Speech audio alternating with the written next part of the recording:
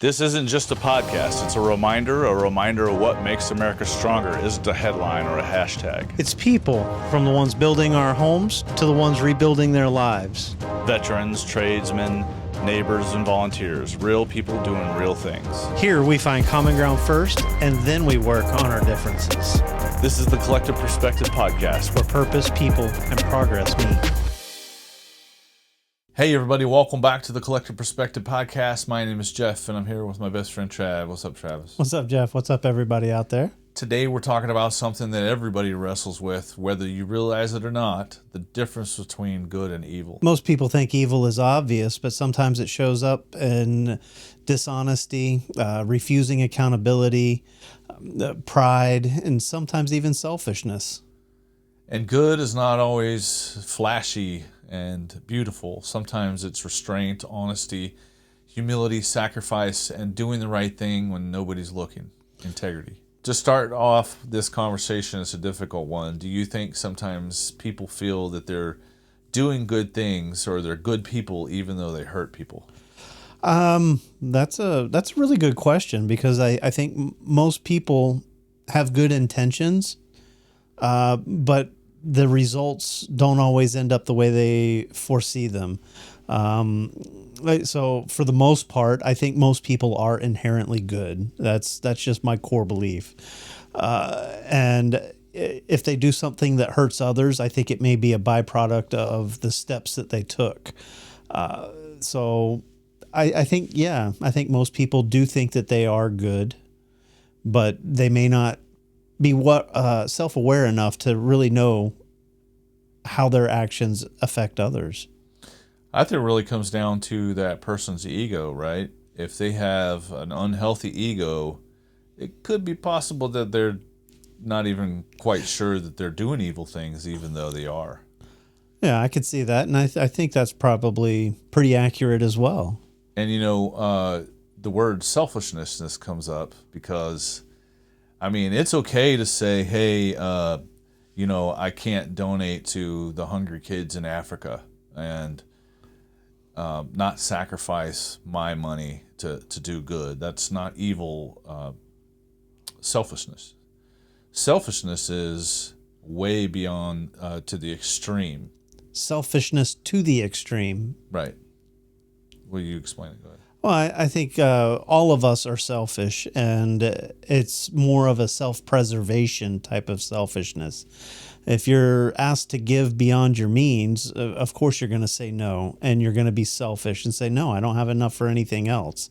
And other people would say, well, you've got more than they do, and they're trying to play the advocate there, saying, well, you've got plenty, you just aren't allocating it right. You need to put it here. That's someone else telling you what to do with your goods, with your property. And I don't, that part I don't agree with, but to an extreme, I think it can be evil. Here's a good example. Hey, corporation that goes out there and pollutes the water and rather pay the fine instead of have it fixed. And then downstream, it mutates all of the vegetation and kills all the animals and causes cancer to humans. You're being selfish, and it's evil. Right? Is that not the definition there? Well, you're talking about a corporation. You're not talking about an individual. They just care about money. So the individuals they think they're doing good by putting this product out there and doing all this, but in actuality, they're evil. Or do they even know the byproducts of their actions, of their decisions? Why does goodness usually require honesty, discipline, accountability, and self-control? Why does goodness require all those? Wow. I wonder if that popped up on the... Probably. So why does that? Why does goodness need all of those attributes? I think that's more of a discerning person, someone who's aware of themselves and aware of the broader picture in general. Like we're here for a short period of time. They want to help as many people as they can, but to do that, you can't have any hidden agendas. I think they're more open. That someone who is genuinely good like that will display all of those characteristics, and people will congregate towards them because they make them feel good. And unfortunately, society as a whole has started to normalize evil things such as manipulation and humiliation. The promo ads, they're saying, come on and get it before it goes. That's all manipulation. It's all propaganda. It's all basically lying to you. Do you have any other examples of everyday destructive behavior that society has just said it's okay to do? Wow. How about let's talk about this refusing accountability. Not standing up for your own actions or not taking credit for whatever it is that you did.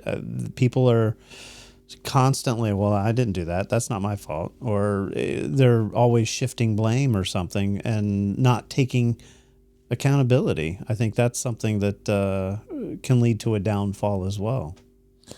It's all about, I think, I'm starting to think that evil is a lot of an inner self thing that we all come across at some point in our or lives. even struggle with. Yeah, where you're not even aware that you are evil. That's sad. Well, I got maybe just a weird question. What about like serial killers? Do they think they're evil? I don't know, unless they have some type of mantra like, I'm going to go be evil today and go kill somebody. I don't think they consciously even know the good between. I don't know. Maybe they don't even know what good is. Maybe they don't. Hard to say, but their actions are definitely something that we can agree are evil. How do pride and ego prevent people from recognizing wrongdoing in themselves? I think that's really what we're trying to get to, right? Yeah, I guess. Pride, too proud to admit failure, defeat. You have like we said earlier, you have an unhealthy ego. An unhealthy ego, yeah. Yeah. For ego. So being too proud to admit defeat, yeah, I get that. But ego, thinking that you can be the best at anything, including some of the hardest things to get away with. So instead of going down the evil route, you want to be the best at whatever it is that you're doing, at the expense of others. Yeah, at the expense of others that would suffer because in the wake of your success. Yes. Yeah, definitely. It's funny because it really just comes down to what you tolerate becomes culture. And what does that really mean? What you tolerate becomes culture. Right. So if I tolerate the fact that these corporations are lying to us, a lot of them to sell us things, just, even the small, like, hey, everybody's doing it lie, Yeah, that everybody's doing it, yeah. Or here's one. So my wife goes to Lowe's and she buys a shower head for the outside, right? She buys the cheapest one. Yeah, because it's going to be outside. And then you're wondering why is the cheapest one? And she's wondering why it's leaking so much. So I went over there and I got even more plumber's tape and it still leaked. And then I started doing some research is that they say that most people will buy the cheapest one and not even return it because it's just not worth it to bring it back. And so therefore they win. Wow. That's pretty evil. That's dirty. How many times can you say that? Amazon? I mean, there are every company out there sells this cheap thing, and it's not Lowe's fault, But they also probably don't take any returns on this $7 thing that I am going to return. Say, hey, I've tried everything. Yeah. Wow. No, and if you tolerate it, then more will build it and do the same thing and go over and over. What you tolerate becomes culture. If you allow your kids to run around the house and continually do it, you don't say anything, so you see wrongdoing, you're just an enabler for evil. Enabling that behavior, yeah. I mean, obviously, letting the kids run around the house could be very destructive. I don't really think you're being intentionally evil, but that's just an example. That's just an example. How do people practically choose good in everyday life? I think with integrity, also humility, recognizing, hey, I was wrong. I'm sorry. Truthfulness, trying to be as honest and as truthful as you can, and courage under fire. Courage doesn't show up when everything's going well. It shows up in times of hardship, and that's where it's harder to really show that courage. Some people may even find it hard to tell the truth in a difficult situation, but some people need to hear the truth no matter what the situation is. It might hurt, but that's standing on your morals, on your principles of being an honest person.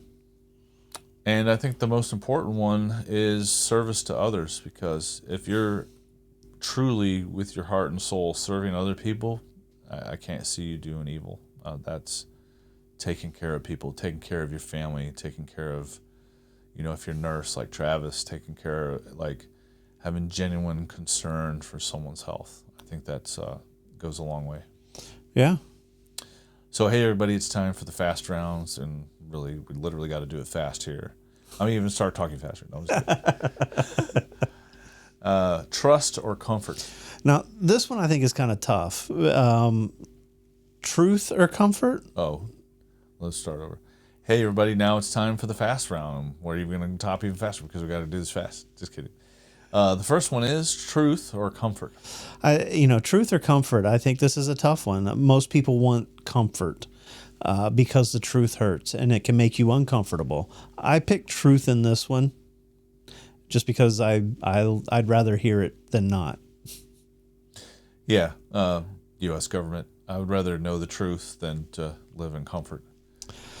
I don't know. Maybe we can't handle it. Aliens. Don't ask too much. The humility or ego?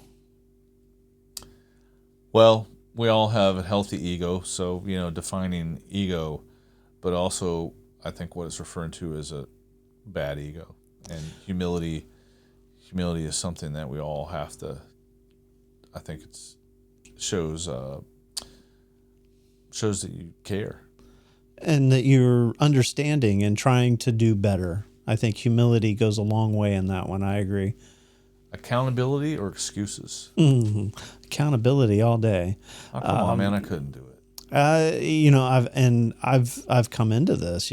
Someone says, "Hey, there's been a problem here," or someone messed up the charting, or somebody didn't do this. And if someone was me, I'll step up, say, "Yeah, that was me. I'm sorry, I missed it. I didn't get to it. I'll do better next time. What can I do to fix it?" I think that's part of the humility and taking responsibility for your own actions. How about correction or enabling? We were just talking about this.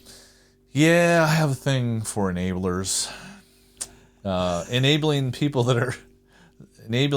to do good things is one thing, but enabling people to do things that are self-destructive, maybe not necessarily always evil, but enabling bad habits and things that are self-destructive to people or others, I guess, is really. So if you're enabling, does that mean that you're actually condoning it? You're giving permission for it? Yeah, I think so. Guilty. Yeah. Influence or integrity? Well, I rather have an integrity. but my influence on my family and my kids is important to me. So I'd say 50-50 there. I guess it depends on if you went more into context of what those two words mean. Well, It could go either way. no, I think that's probably the first one that could go either way there. I think you're probably right on that one because, I think maybe this one, integrity, would probably have to win out because you can influence people by manipulating them. So there's probably the bad portion of the influence, the manipulation, the propaganda, and the getting someone to do something that they normally wouldn't do to your benefit at their expense. You can also influence someone by persuading them too, and you both benefit from it.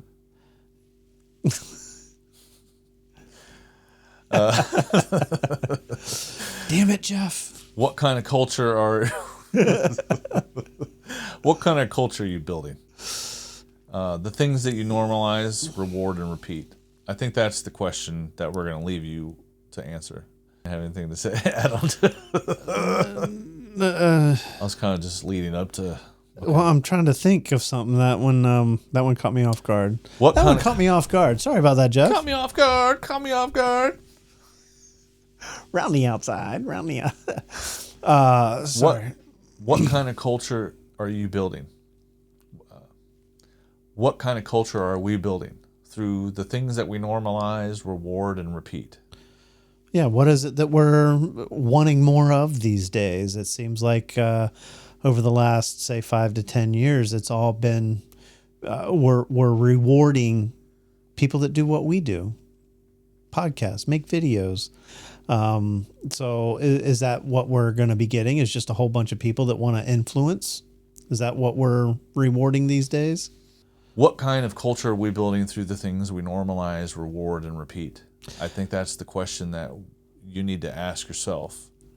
And what is it that you truly want to reward and repeat? What kind of culture do we or you really want? I definitely want good things, positive things. I want everybody to be happy and feel loved and experience life because life is short. We never know when our last breath will be, so take advantage of it. Thanks for joining us today in another episode of the Collective Perspective Podcast. If this conversation made you think, share it with someone that values discussion and personal growth. Remember, culture is built one choice at a time. We'll see you next episode. Peace.